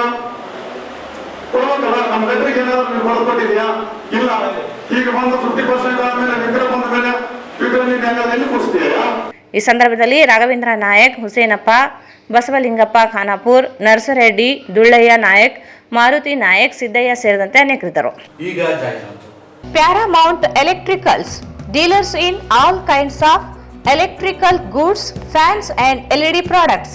ಈಗ ನಿಮ್ಮ ರಾಯಚೂರು ಮಹಾನಗರ ಪಾಲಿಕೆಯಲ್ಲಿ ಮೊಟ್ಟ ಮೊದಲ ಬಾರಿಗೆ 2000 ಚದುರ ಅಡಿಯ 2 ಮಳಿಗೆಗಳುಳ್ಳ ಬೃಹದಾಕಾರದ ಪ್ಯಾರಾಮೌಂಟ್ ಎಲೆಕ್ಟ್ರಿಕಲ್ಸ್ ಶೋರೂಮ್ ತೆರೆಯಲಾಗಿದೆ.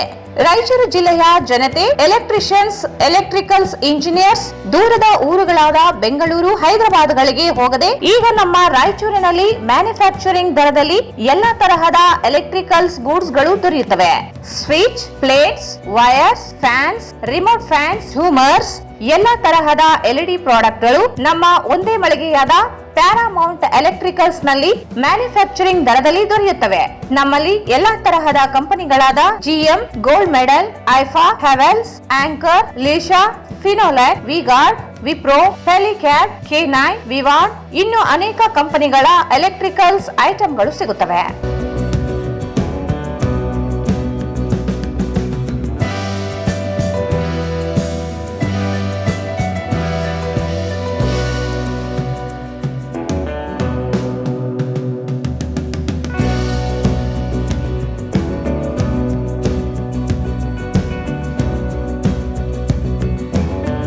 ಸಂಪರ್ಕಿಸಿ Paramount electricals, dealers in all kinds of electricals goods, fans and LED products, near Mahavir Chowk, Loharwadi, MG road, Raichur. Mobile 8861382770. Bharat furnitures ರಾಯಚೂರಿನಲ್ಲಿ ಮೊಟ್ಟ ಮೊದಲ ಬಾರಿಗೆ 3 ಮಳಿಗೆ ಒಳಗೊಂಡ ಬೃಹತ್ ಆಕಾರದ furniture showroom. We have a office, household and all types of furnitures. Dealers in wooden cot, dining table, sofa set, dressing table, computer table, tea tables, office chairs, steel almirah, wardrobe, TV stands, glassware items, sleepwell products, Dandro cello chairs, Supreme sofa set, Doco set furnitures, Sri Steel furnitures.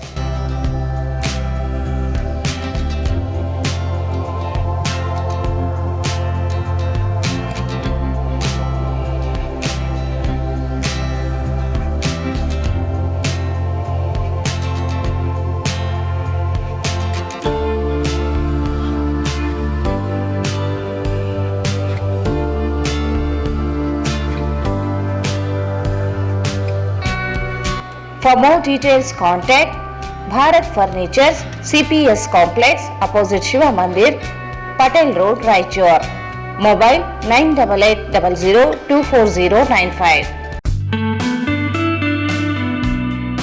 Raichur's biggest jewel palace. All types of jewelries available in only KTB Jewel Palace. 916 Allmark Gold Jewelries available.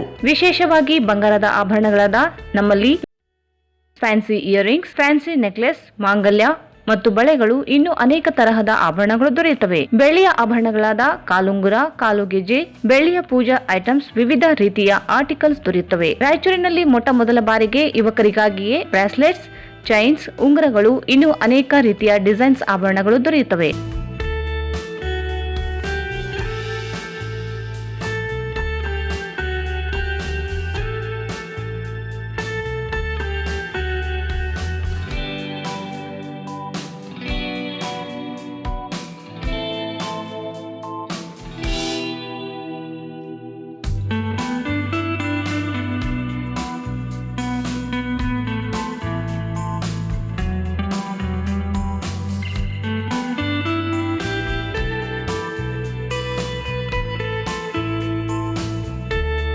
Visit KTB Jewel Palace, Udayanagar, Station Road, Raichur. Mobile 8123535300.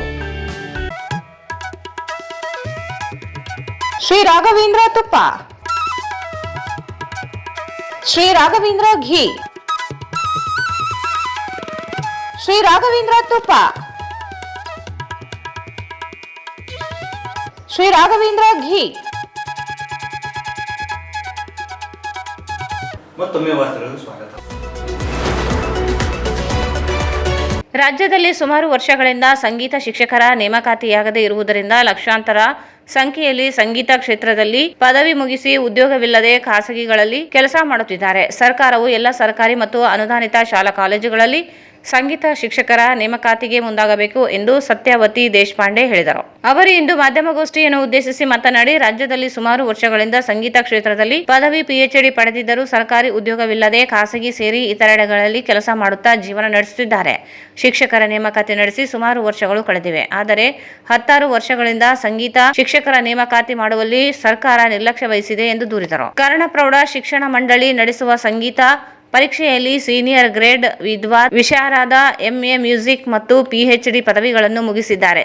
ಸರ್ಕಾರಿ ಉದ್ಯೋಗವಿಲ್ಲದೆ ನಿರುದ್ಯೋಗಿಗಳಾಗಿದ್ದಾರೆ. ಸಾಕಷ್ಟು ಸಂಗೀತ ಪದವಿ ಪಡೆದವರು ವಯಸ್ಸಿನ ಅವಧಿ ಮುಗಿಯುತ್ತಾ ಬಂದಿದೆ. ಇನ್ನು ಕೆಲವರಿಗೆ ವಯಸ್ಸಾಗಿದೆ. ಆದರೆ ಸರ್ಕಾರ ಮಾತ್ರ ಸಂಗೀತ ಶಿಕ್ಷಕರ ನೇಮಕಾತಿ ಮಾಡುತ್ತಿಲ್ಲ ಎಂದರು. ಸರ್ಕಾರ ಈ ಕೂಡಲೇ ರಾಜ್ಯದಲ್ಲಿ ಎಲ್ಲಾ ಪ್ರಾಥಮಿಕ ಪ್ರೌಢಶಾಲೆ, ಅನುದಾನಿತ ಖಾಸಗಿ ಶಾಲೆಗಳಲ್ಲಿ, ಪದವಿ ಪೂರ್ವ ಕಾಲೇಜುಗಳಲ್ಲಿ ಮತ್ತು ಪದವಿ ಕಾಲೇಜುಗಳಲ್ಲಿ ಸಂಗೀತ ಶಿಕ್ಷಕರ ನೇಮಕಾತಿ ಮಾಡಬೇಕು. ಸಮಾಜದ ಕಲ್ಯಾಣ ಇಲಾಖೆ ವ್ಯಾಪ್ತಿಯ ಎಲ್ಲಾ ಸರ್ಕಾರಿ ಶಾಲೆಗಳಲ್ಲಿ ಸಂಗೀತ ಶಿಕ್ಷಕರ ನೇಮಕಾತಿಗೆ ಮುಂದಾಗಬೇಕು. ಇಲ್ಲದಿದ್ದರೆ ಸಂಗೀತ ಪರೀಕ್ಷೆಯನ್ನು ನಿಲ್ಲಿಸಬೇಕು ಎಂದರು. ಸರ್ಕಾರ ಮತ್ತು ಜನಪ್ರತಿನಿಧಿಗಳ ಕಾರ್ಯಕ್ರಮಗಳಲ್ಲಿ ಯಾವುದೇ ಸಾಂಸ್ಕೃತಿಕ ಕಾರ್ಯಕ್ರಮಗಳು ಮಾಡುವುದನ್ನು ನಿಲ್ಲಿಸಬೇಕು.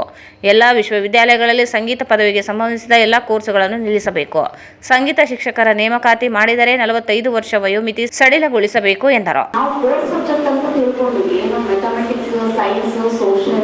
ಇನ್ನೂ ಹೆಚ್ಚಂದ್ರೆ ನಾವು ಕಂಪ್ಯೂಟರ್ ಸೈನ್ಸ್ ಕಲಿಸ್ತೀವಿ ಮಕ್ಕಳಿಗೆ. ಇದಷ್ಟೇ ವಿಷಯಗಳು ಅಂತ ನಾವು ತಿಳ್ಕೊಂಡಿವಿ. ಆದ್ರೆ ನಮ್ಮ ಭಾರತೀಯ ಸನಾತನ ಮತ್ತು ನಮ್ಮ ಭಾರತೀಯ ವಿಜ್ಞಾನದ ಪ್ರಕಾರ 64 ಕಲೆಗಳಿವೆ. ಆ ನಿಟ್ಟಿನಲ್ಲಿ ಆ ಕಲೆಯಲ್ಲಿ ಸಂಗೀತದಿಂದ ಮೆದುಳಿನ ಸಹಾಯ, ಸಹಕಾರ ಮತ್ತು ನಾವೇನ್ ಹೇಳ್ತೀವಿ ಕ್ರಿಯಾಶೀಲತೆ ಅಂತ ಹೇಳಿ ಇದನ್ನೆಲ್ಲ ಹೆಚ್ಚಿಸಲಿಕ್ಕೆ ಸಂಗೀತ ಬಹಳ ಉಪಯೋಗಕಾರಿ ಆದ ಮಕ್ಕಳಿಗೆ. ಇವಾಗ ಗಣಿತ ಏನು ಕಷ್ಟಕರವಾಗಿರ್ತಕ್ಕಂಥ ಲೆಕ್ಕವನ್ನು ಮಾಡಲಿಕ್ಕೆ ಮೆದುಳಿನ ಸಾಮರ್ಥ್ಯ ವೃದ್ಧಿ ಆಗ್ತದೋ ಅದಕ್ಕಿಂತ ಹೆಚ್ಚಿನ ಪ್ರಮಾಣದಲ್ಲಿ ನಮ್ಮ ಮೆದುಳಿನಲ್ಲಿರ್ತಕ್ಕಂಥ ಎಲ್ಲ ಜೀವಕೋಶಗಳು ಸಕ್ರಿಯಾತ್ಮಕವಾಗಿ ಸಂಗೀತದಿಂದ ಭಾಗವಹಿಸಿ ಸಂಗೀತದಿಂದ ಅದು ಉತ್ತೇಜನ ಪಡ್ಕೋತದ ಅಂತ ಹೇಳಿಕ್ಕೆ ಇಷ್ಟಪಡ್ತೀನಿ. ಸಂಗೀತ ಅನಾದ ಕಾಲದ ಕಲೆ ಮತ್ತು ಇದು ಆತ್ಮವಿದ್ಯೆ ಅಂತ ಹೇಳ್ತೀವಿ.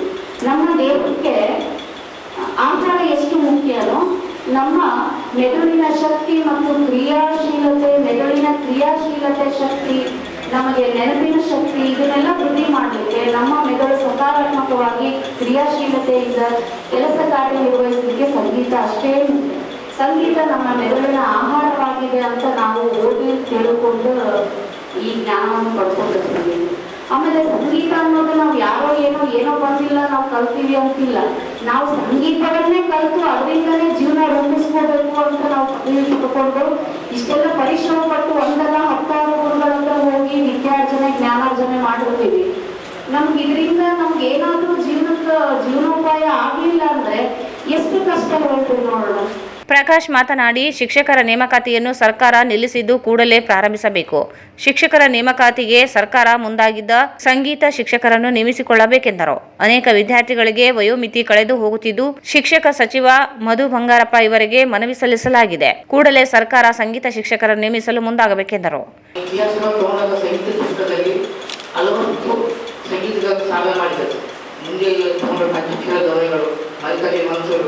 ನಮ್ಮ ಭಾಗದಲ್ಲಿ ಸಿದ್ದರಾಮಯ್ಯ ಅವರು ಮಾಡಿದವರು ಶಂಕರ್ ಅವರು ಮತ್ತು ಪಂಡಿತ್ ನಾರಾಯಣ ಅವರು ಸರ್ ಅವರು ಇನ್ನು ಬಹಳಷ್ಟು ಜನ ನಮ್ಮ ಸಂಗೀತ ಸಾಧಕರಿದ್ದಾರೆ ಸರ್. ಯಾಕಂದರೆ ಸಂಗೀತದಿಂದ ಏನಾಗ್ತದೆ, ಒಂದು ನೆನಪಿನ ಶಕ್ತಿ ಮತ್ತು ಒಂದು ಮನಸ್ಸನ್ನು ಒಂದು ಇರುವುದಕ್ಕೆ ಒಂದು ತಾಕರೆ ಆಗ್ತದೆ ಸಂಗೀತದ ಅಭ್ಯಾಸ ಮಾಡಿದ್ರೆ. ಅದಕ್ಕೆ ಪ್ರತಿಯೊಂದು ಶಾಲೆಗಳಲ್ಲಿ ಸಂಗೀತ ಶಿಕ್ಷಕ ತಗೊಂಡ್ರೆ ಮಕ್ಕಳಿಗೆ ಸಂಗೀತ ಹೇಳ್ಕೊಳ್ಳೋದ್ರಿಂದ ಮಕ್ಕಳಿಗೆ ನೆನಪಿನ ಶಕ್ತಿ ಆಗಲಿ, ಈಗ ಮನಸ್ಸಿನ ಒಂದು ಹತೋಟಿಯಲ್ಲಿ ಇರುವುದಾಗಲಿ ಭಾಳ ಅನುಕೂಲ ಆಗ್ತದೆ. ಅದಕ್ಕೆ ನಾವು ಸರ್ಕಾರ ಕೃಷಿಗೆ ಹೇಳೋದು ಸಂಗೀತ ಶಿಕ್ಷಕ ತಗೊಳ್ಬೇಕು. ಭಾಳ ವರ್ಷದಿಂದ ಸರ್ 2 ವರ್ಷದಲ್ಲಿ ಆ ಥರ ತೊಗೊಂಡಿದ್ದೆ ಶಿಕ್ಷಕ ಜೊತೆಗಿಂತಲೇ ಇಲ್ಲಿ ಯಾರು ತೊಗೊಂಡು ನೇಮಕಾತಿ ಮಾಡ್ಕೊಂಡಿಲ್ಲ. ಭಾಳ ಜನ ಸಂಗೀತದಲ್ಲಿ ಸೀನಿಯರ್ BA ಶಿಕ್ಷಕ ನಮ್ಮದು ಸಂಗೀತದಲ್ಲಿ MA ಓದಿದೆ ಸರ್. ಆದರೆ ಇನ್ನೂ ಜನ ನೇಮಕಾತಿಗಳಾಗಿದೆ ಸರ್. ನಮ್ಮದು ವಯೋಮಿತಿನೂ ಮೇಲೂ ಬಂದಿದೆ. ಸಂಗೀತ ಶಿಕ್ಷಕ ತಗೊಳ್ಳೋದ್ರಿಂದ ಅದೇನು ಸಂಗೀತ ಕಲಿಕೆಗೆ ಇನ್ನಷ್ಟು ಉತ್ಸಾಹ ಕೊಡೋದು. ಈ ಸಂಗೀತ ಶಿಕ್ಷಕ ತಗೊಂಡ್ರೆ ಮುಂದಿನ ದಿನಗಳ ಸಂಗೀತ ಕಲಿಯೋರು ಜಾಸ್ತಿ ಆಗ್ತದೆ. ಹಾಗಾಗಿ ನಮ್ಮ ನಾಡಿನ ಸಂಗೀತದ ಕಲೆಯೂ ಒಂದಷ್ಟು ಪ್ರಚಾರ ಭಾಳ ಆಗ್ತದೆ ಮತ್ತು ಬೆಳೀತದೆ. ಹಾಗಾಗಿ ಸಂಗೀತ ಶಿಕ್ಷಕರು ಬೇಗ ನೇಮಕಾತಿ ಮಾಡೋದು ಅನ್ನೋದು ನಮ್ಮ ಅಭಿಪ್ರಾಯ. ಈ ಸಂದರ್ಭದಲ್ಲಿ ಪ್ರಕಾಶ್, ಅನ್ವರ್, ನರಸಿಂಹಲು ಇದ್ದರು. ಷೇರು ಮಾರುಕಟ್ಟೆಯಲ್ಲಿ ಹಣ ತೊಡಗಿಸಿದರೆ ಅಧಿಕ ಲಾಭ ನೀಡುವುದಾಗಿ ನಂಬಿಸಿ ಹೂಡಿಕೆ ಮಾಡಿಸಿದ್ದ ನಿತಿನ್ ಕಡಗೋಳು ಇವರು ನಿಧನರಾದ ನಂತರ ಹಣ ಕೇಳಲು ಹೋದವರ ಮೇಲೆ ಹಲ್ಲೆ ನಡೆಸಿ ಜಾತಿ ನಿಂದನೆ ಮಾಡಿರುವ ಕಡಗೋಳು ಶರಣಪ್ಪ, ಅನಿತಾ ಕಡಗೋಳು ಹಾಗೂ ಚೇತನ್ ಕಡಗೋಳು ವಿರುದ್ಧ ಕೇಸ್ ದಾಖಲಾಗಿದ್ದರೂ ಪೊಲೀಸರು ಆರೋಪಿಗಳನ್ನು ಬಂಧಿಸಿಲ್ಲ ಎಂದು ದೂರುದಾರ ಕೆ. ರವಿ ಆರೋಪಿಸಿದರು. ಅವರು ಇಂದು ಮಾಧ್ಯಮಗೋಷ್ಠಿಯನ್ನು ಉದ್ದೇಶಿಸಿ ಮಾತನಾಡಿ, ಷೇರು ಮಾರುಕಟ್ಟೆಯಲ್ಲಿ ಹಣ ಹೂಡಿಕೆ ಮಾಡಿದರೆ ಶೇಕಡಾ 10ರಷ್ಟು ಲಾಭಾಂಶ ನೀಡುವುದಾಗಿ ನಂಬಿಸಿದ್ದ ನಿತಿನ್ ಕಡಗೋಳು ಎಂಬುವವರು ಜುಲೈ 21ರಂದು ಅನಾರೋಗ್ಯದಿಂದ ಮೃತಪಟ್ಟಿದ್ದಾರೆ. 44 ಲಕ್ಷ ರೂಪಾಯಿ ಹಣವನ್ನು ಹೂಡಿಕೆ ಮಾಡಿಸಿಕೊಂಡಿರುವ ಕರಾರು ಪತ್ರಗಳಿವೆ. ಈ ಕುರಿತು ಅವರ ತಂದೆ ಶರಣಪ್ಪ ಕಡಗೋಳು ಇವರನ್ನು ಕೇಳಿದರೆ ಸಂಬಂಧವೇ ಇಲ್ಲ ಎಂದು ಹೇಳಿ ಅವಾಚ್ಯವಾಗಿ ನಿಂದಿಸಿ ಜಾತಿ ನಿಂದನೆ ಮಾಡಿದ್ದು. ಈ ಕುರಿತು ಅಕ್ಟೋಬರ್ 19ರಂದು ಸೈಬರ್ ಠಾಣೆಯಲ್ಲಿ ಕೇಸ್ ದಾಖಲಾಗಿದೆ. ಹಲ್ಲೆ ಮಾಡಿರುವ ಕುರಿತು ನೇತಾಜಿ ನಗರ ಠಾಣೆಯಲ್ಲಿ ಕೇಸ್ ದಾಖಲಿಸಲಾಗಿತ್ತು. ಆದರೂ ಪೊಲೀಸರು ಯಾವುದೇ ಆರೋಪಿಗಳನ್ನು ಬಂಧಿಸದೆ ರಕ್ಷಿಸುತ್ತಿದ್ದಾರೆ ಎಂದು ದೂರಿದರು. ಷೇರು ಮಾರುಕಟ್ಟೆಯಲ್ಲಿ ಹೂಡಿಕೆ ಮಾಡಲು ನಿತಿನ್ ಕಡಗೋಳು ಇವರಿಗೆ ನೀಡಿದ ಚೆಕ್ ಸಹಿತ ನನ್ನ ಬಳಿ ಇವೆ. ನಿತಿನ್ ಕಡಗೋಳು ಇವರೊಂದಿಗೆ ಸೈಫುಲ್ಲಾ, ಸಿರಾಜ್, ವಿಜಯ್, ಲಕ್ಷ್ಮಣ್ ಸೇರಿ ಅನೇಕರಿಂದಲೂ ಹಣವನ್ನು ಸಂಗ್ರಹಿಸಿ ವಂಚಿಸಿದ್ದಾರೆ. ಕೂಡಲೇ ಆರೋಪಿಗಳನ್ನು ಬಂಧಿಸಿ ಅವರ ಬ್ಯಾಂಕ್ ಖಾತೆಗಳನ್ನು ಮುಟುಗೋಲು ಹಾಕಿಕೊಂಡು ಅನ್ಯಾಯಕ್ಕೆ ಒಳಗಾದವರಿಗೆ ನ್ಯಾಯ ಒದಗಿಸಿಕೊಡಬೇಕೆಂದು ಮನವಿ ಮಾಡಿದರು.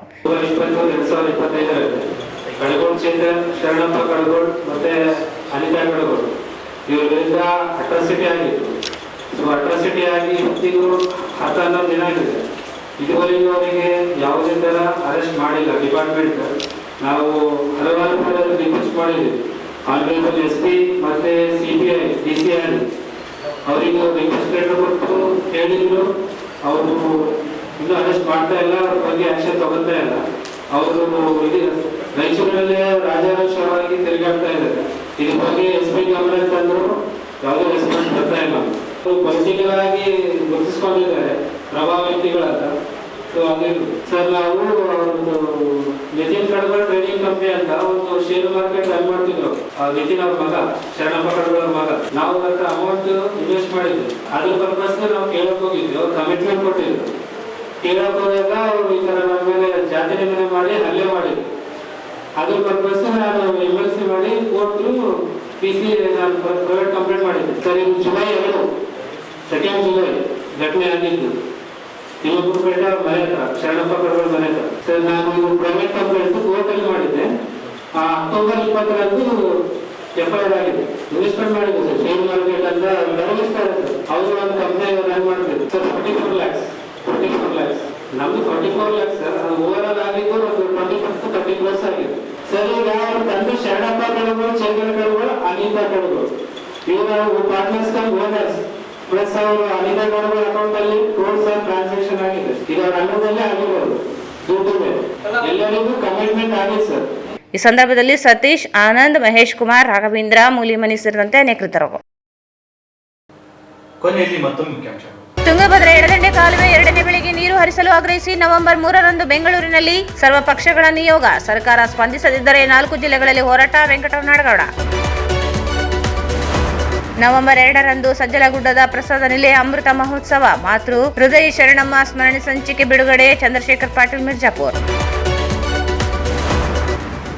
ಯಾದಗಿರಿಯಲ್ಲಿ ಶ್ರೀ ಮಹರ್ಷಿ ವಾಲ್ಮೀಕಿ ಪುತ್ಥಳಿ ಸ್ಥಾಪನೆ. ಆಡಳಿತ ವಿರೋಧ. ಅವಕಾಶ ನೀಡದಿದ್ದರೆ ಹೋರಾಟ. ವೆಂಕಟೇಶ್ ನಾಯಕ್.